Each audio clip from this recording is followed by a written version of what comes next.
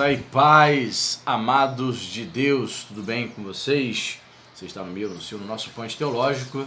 Estamos aí para mais uma dica, mas não se esqueça de dar o like aí, né, de comentar para ajudar, engajar o canal. E se você pertence a algum grupinho de Facebook, de teologia, grupinho de WhatsApp, divulga aí para o pessoal, pede para o pessoal se inscrever no canal para a gente ajudar a crescer mais e mais esse canal, amém? E a dica de hoje é esta obra aqui, ó. Estava no meu radar há algum tempo, Teologia do Antigo Testamento, da editora Vida Nova, Bruce Waltzer aqui. É isso mesmo. Olha que obra fantástica. Muito conteúdo, hein? Capa dura, 1231 páginas. Eu tenho aqui uma teologia do Antigo Testamento, mas nada que viesse comparar essa obra aqui. Ok? E em 1231 páginas, e divide o livro dele, queridos, em 3 partes, tá? Tá aqui o sumário. Depois, se você quiser a segunda parte, tá vendo? História primária.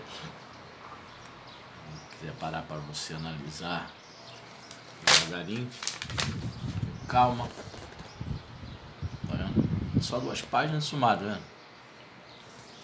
Então são partes assim, cada parte vai se dividir nos capítulos, com bastante conteúdo. Então a primeira parte é uma introdução. Ele vai falar no capítulo 1 sobre os fundamentos da teologia do Antigo Testamento.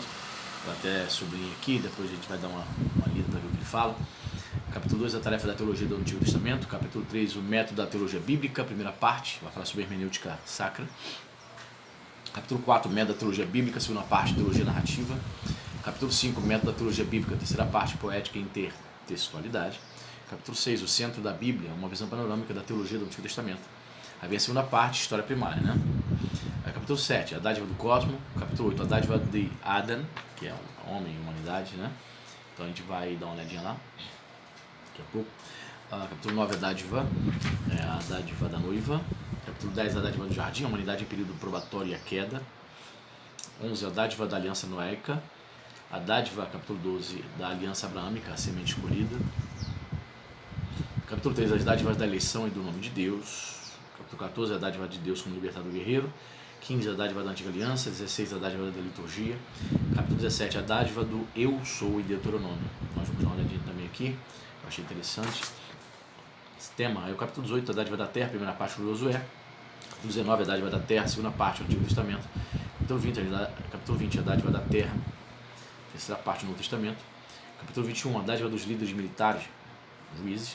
Capítulo 22, a dádiva do poder verdadeiro, em 1 Samuel. Capítulo 23, a dádiva da aliança davídica, em 2 Samuel. Capítulo 24, a dádiva da monarquia. Capítulo 25, a dádiva da palavra divina, modeladora da história, primeira parte, em 1 Reis. Capítulo 26, a dádiva da palavra divina, modeladora da história, segunda parte, 2 Reis. Capítulo 27, a dádiva da providência, Crônicas e Esther. Capítulo 28, a dádiva do retorno, restauração e reforma, Esdras, Neemias. Aí vem a terceira e última parte do livro, a partir da página 899. Aí vai falar sobre outros escritos. Capítulo 29, a dádiva da profecia, a primeira parte, os profetas. Capítulo 30, a dádiva da profecia, segunda parte, os livros proféticos. Capítulo 31, a dádiva do amor em Ruth. Capítulo 32, as dádivas dos hinos do Messias em Salmos. Capítulo 33, a dádiva da sabedoria, primeira parte de Provérbios. Capítulo 34, a dádiva da sabedoria, segunda parte em Jó. E capítulo 35, ele fecha o livro, a dádiva da sabedoria, terceira parte, Eclesiastes. Então, eu separei aqui um textinhozinho na introdução para falar sobre os fundamentos da teologia do Antigo Testamento. São 3 para você analisar, você ter uma noção de como ele escreve. Eu separei aqui parte 4 do cânon. O cânon restrito. Diz assim: por fim, esta teologia pressupõe o cânon protestante, que é restrito, isto é, a lista dos 66 livros, tanto do Antigo quanto do Novo Testamento, partilhando por todas as ramificações da comunidade histórica. Ou seja, nessa tradução já bem claro, vou trabalhar de forma restrita com os 66 livros considerado inspirado pelos protestantes. Ele não trabalha com os livros apócrifos, ok? E demais, nos dizer do pregador puritano Thomas Watson, os 2 testamentos são os 2 lábios pelos quais Deus tem falado a nós. A igreja reconheceu a voz de Deus nesses livros. Kurt Aland, um dos editores do Novo Testamento grego de mais ampla utilização, diz: o cânon não foi imposto de cima para baixo, seja por bispo, seja por sínodos, e a seguir aceito pelas comunidades.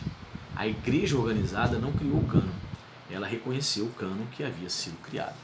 Então, por exemplo, os céticos, ateus, inimigos da palavra, os inimigos de Deus, sempre acusam a igreja, acusam o povo de Deus de terem criado um cânon, de terem criado esses escritos, e que esses escritos não deveriam ser obedecidos, porque não seria a palavra de Deus. Mas o que ele coloca aqui é uma citação, na verdade, de Kurt Aland, que ele está fazendo aqui, que eu concordo plenamente. A igreja organizada não criou o cânon, ela reconheceu o cânon que havia sido criado. Sim, criado pelo Espírito Santo, de forma bem... veja bem, o cânon, digamos assim, com o Novo Testamento, ele é concluído, ele é fechado no século IV. Para muitos, né, achou-se que foi uma forçação de barra fechar o cânon ali, mas na verdade foram 4 séculos, né, que o Espírito Santo foi mostrando à igreja quais eram os livros que de fato eram inspirados. Então a igreja não criou, a igreja de forma submissa ao Espírito reconheceu algo que o Espírito Santo deu à igreja, né? Então concordo plenamente com essa posição. Ele fala assim, na verdade o cânon criou a igreja. Uma vez que Deus inspirou esses livros, eles têm a função única de ser oficiais normativos para a fé e a vida da igreja, em contraposição com outros livros e confissões e com a experiência cristã.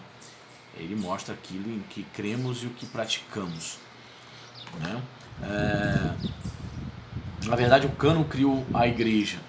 Ele discorda do Kurt Aland um pouquinho, mas é uma declaração tanto quanto soa estranho, né? Que o cânon criou a igreja. Será que o cânon criou a igreja?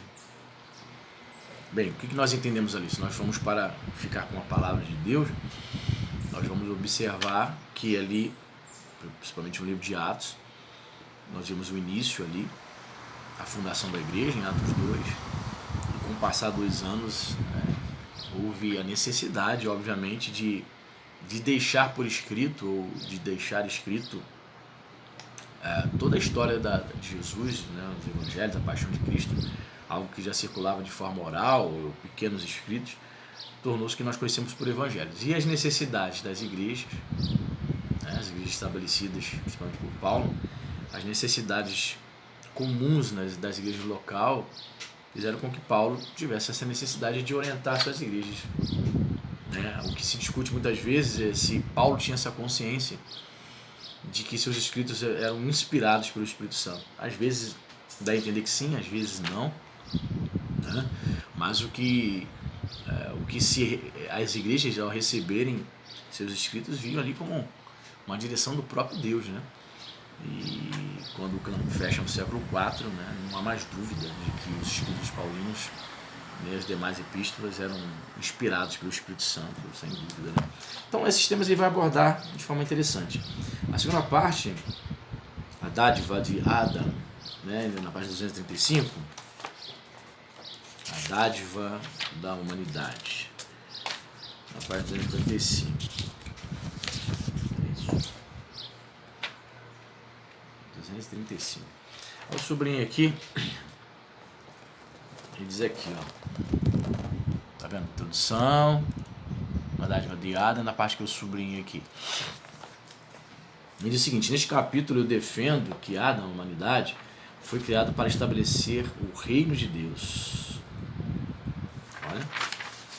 Aí ele diz aqui, eu virei a página, então eu sublinho mais algumas questões aqui. Olha o que ele diz nesse parágrafo. A maneira como entendemos a nós mesmos determina como nos comportamos. É possível que Emil Brunner tenha exagerado nisso, mas ele identifica a importância desse conceito. A mais poderosa de todas as forças espirituais é a ideia de que o ser humano faz de si mesmo a maneira como entende sua natureza e seu destino. Aliás, é a única força que determina todas as outras que influenciam a vida humana. Platão descreve Sócrates como alguém obcecado em sua busca de sabedoria, a saber, conhecer a si próprio. O autor da narrativa da criação entendia a necessidade de autoconhecimento. A dignidade do ser humano é um dos importantes pilares da fé cristã. Os seres humanos não são escravos de deuses impulsivos, nem vítimas de forças cataclísmicas fora de seu controle. Pelo contrário, são chamados por Deus para que, em contato com eles, exercer autoridade sobre a terra. Eu achei interessante aqui essa frase. A mais poderosa de todas as forças espirituais é a ideia de que o ser humano faz de si mesmo a maneira como entende sua natureza e seu destino. Aliás, é a única força que determina todas as outras que influenciam a vida humana. Olha, então, percebe? Diálogo aqui com o Emil Brunner, que é um teólogo neo-ortodoxo, né? Vai dialogando também com pensamentos filosóficos, Platão, Sócrates, vai citando esses... olha só essa parte aqui, ó. Uma humanidade arrogante começou a se desequilibrar durante a Revolução Copernicana, quando perdeu seu interesse no universo.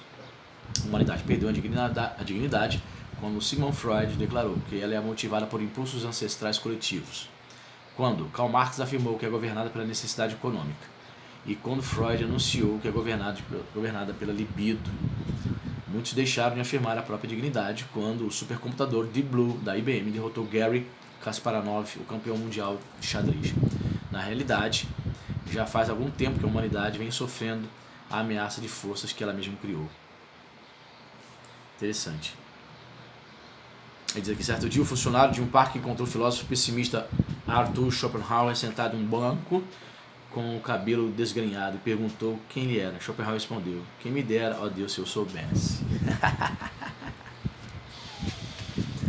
Ou seja, ele vai abordar essa questão também, né, da humanidade perdida, da queda. É óbvio que ele está fazendo aqui uma preparação para nos jogar, para falar sobre a queda e tal. Muito legal, muito legal, muito legal, muito legal. Muito bom. E eu sublinhei outro trecho também aqui, para falar sobre vocês, é Dádiva do Eu Sou, página 539, em Deuteronômio. O Eu Sou, a dádiva do Eu Sou. Então tem a introdução, certo? Aí ele sublinha aqui a página seguinte, página 540, um trecho, para me ler com vocês aqui. Ele diz assim, contudo, é surpreendente que eu não me recorde de ter ouvido, olha só que interessante, um único sermão sobre esse livro ao longo dos meus 70 anos de pregação e cultos na igreja. Quando eu li isso aqui, eu não li esse livro todo ainda não, tá, gente? Chegou para mim essa semana. Eu fiquei até consolado e falou assim, poxa, em 70 anos frequentando culto, eu nunca ouvi um sermão baseado em Deuteronômio. Gente, graças a Deus, já preguei várias vezes Deuteronômio, fiquei aliviado. Em 10 anos de pastor, eu preguei já muitas vezes. Não é um livro muito que a gente recorre sempre, mas já preguei vários trechos. Sermão temático e sermão expositivo. Fiquei tranquilo. Olha o que diz. É possível que ele, Deuteronômio, assuste os pregadores e os afaste pelo fato de sua forma, conteúdo, estrutura e assunto não serem compreendidos. De seu estilo ser prosaico e cansativo e dele ser aparentemente irrelevante por causa de suas leis alimentares. Eu te digo que não é relevante não, gente. Além disso, para muitos cristãos, a falsa teologia de que a essência da lei foi cancelada, o que não é a mesma coisa que dizer que o governo pela lei foi revogado, os mantém afastados desse livro. Pode ter muitos ditos, em questões dietéticas, alimentares, que foram restritas para Israel. Mas no bojo total do livro, é óbvio que você tira muitos princípios para você aplicar na igreja mesmo. Poxa, muitos princípios. O Antigo Testamento ele não pode ser cancelado desta forma, como muitos têm feito, né? Um amigo meu escreveu um comentário sobre Deuteronômio e lhe deu o título de Gospel of Love, o Evangelho do Amor. Para sua consternação e sem seu conhecimento, o editor mudou o título para The Gospel of Law, o Evangelho da Lei. O propósito deste capítulo é pôr fim a essas interpretações errôneas e prevalecentes e assim recuperar para a igreja esse grande tratado teológico. Tá aí, queridos. Bruce Waltke, li um trechinho para você de algumas coisas aí. Diz pra mim aí, mais de 1.200 páginas, se tá no seu radar, se você conhece. se você está carente aí, eu recomendo. Se está carente aí de uma teologia do Antigo Testamento, eu estava, só tinha uma obra aí de pouco conteúdo sobre a teologia do AT. Agora eu posso dizer que eu estou forrado, né, usando essa expressão. Eu estou aí uma boa obra, graças a Deus, papai permitiu. Amém? Deus abençoe, dê um like aí, comente e até a próxima.